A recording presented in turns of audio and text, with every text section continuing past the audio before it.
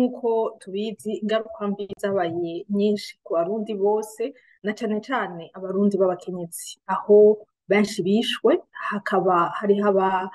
ababuriwe irengero ryabo hakaba bafunzwe ataco bagirizwa hakaba n'abandi bafashwe ku nguvu mw'ihohoterwa bakorewe ritandukanye.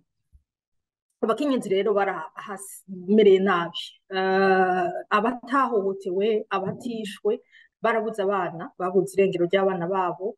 babonye abana babo bariko barahohoterwa ikababonye igihugu vy'ukuri kiriko kiraba igihugu c'umunyota igihugu kiriko kirasambuka ata muntu vy'ukuri ariko aramira na cane cane abari bategerezwa kubakingira gukingira ubuzima bwabo nibo nyene bariko barabwonona nibo nyene bariko baronona ubuzima bw'abana babo ubuzima bw'abashingantahe babo. Abo bakenyezi rero uno munsi ntitwovuga ko bamerewe neza kuko uwutabonye umwana wiwe yishwe uwutabonye umwana wiwe abura irengero ryiwe uwutabonye umwana wiwe ahohoterwa uno munsi afise abana bari mu buhungiro uno munsi bafise abana batazi yuko baramuka uko umunsi ugenda uko iminsi igenda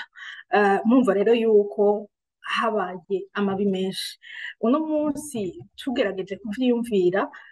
turabona nuko ico kibazo naho twovuga yuko haheze imyaka 8 uno munsi biracaba uno munsi umukenyezi w'umurundi arageramiwe umukenyezi w'umurundi abandanya ahohoterwa abandanya aba novuga umuvictime w'amabi yose ariko arabera mu Burundi aho uno munsi tubona amabi ashika ku mukenyezi ari amabi vy'ukuri tutigeze twumva mu gihugu cacu ari amabi umuntu ashobora kwibaza ati mbega igihugu c'Uburundi cageze ngaha gute mbega uno munsi agateka kazina muntu na cane cane agateka k'umukenyezi uno munsi kageze twovuga rero yuko iki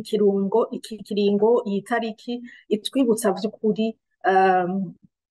novuga byari umukenyezi w'umurundikazi umwigeme umuvyeyi w'umurundi yabaye vy'ukuri yahonyuwe novuga biteye ubwoba aho vy'ukuri yabonye ubuzima akabona igihugu kiriko kirasambuka atanumwe ariko aramenya amabi yashikiwe n'uwo mukenyezi w'umurundikazi n'amabi kuvuga amabi amwe les crimes contre l'humanité amabi amwe vy'ukuri ahanwa kw'isi yose kandi vy'ukuri amabi mu mategeko tuvuga tuti ntafise igihe twovuga ngo haheze iki gihe ntawe uzosubira kubibazwa n'amabi yo gufatwa ku nguvu gufatwa ku nguvu murabizi yuko vyakoreshejwe umwanya muniniya nk'igihano kuri abo bagore bakabafata ku nguvu kubera ubwoko bwabo bakabafata ku nguvu kubera ko baharanira uyu mugambwe canke uriya bakabafata ku nguvu kubera ko umugabo wiwe canke umwana wiwe ari muri uyu mugambwe canke ari muri societe civile ivyo vyose rero bigahanwa kubera ko n'igihe vyabaye mu gihe kibi mu gihe twovuga ko igihugu cacu cari mu mutekano mubi n'amabi rero yakorewe kandi vy'ukuri bitebuke igihugu ababikoze bose bategerezwa kuvyishura abakenyezi bahohotewe uno munsi nitwovuga yuko bamerewe neza kuko abatatwaje inda batifuza barahandukiye ingwara zitandukanye harimo na sida n'ibindi n'abakenyezi uno munsi twovuga yuko mu mutwe batamerewe neza mbese no ku magara yabo atameze neza na gatoya n'abakenyezi bibaza ko atakazoza bagifise n'abakenyezi vy'ukuri bishwe muri bonyene babatse agateka babatse ubuntu vy'ukuri bari bafise igihe ayo mabi batari bwayagirirwe. Ariko nk'umuhari w'abakenyezi n'abigeme baharanira amahoro n'umutekano mu Burundi, twaragerageje kubaba hafi kandi n'ubu turabibandanya mu kubafasha, mu kubaronsa ukungene bivuza, mu kubaronsa ukungene bashobora kwitura ayo masentare mpuzamakungu, mu kubafasha by'ukuri, mu kubaba hafi kugira ngo tubereke yuko agateka kazina muntu ari ikintu gikomeye, tubereke ko turi impande yabo kandi ko bategerezwa kubaho kugira ngo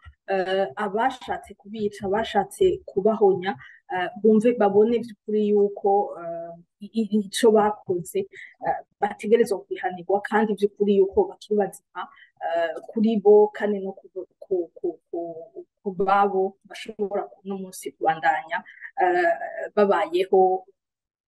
malgré ayo mabi yose baba yarabashikiye.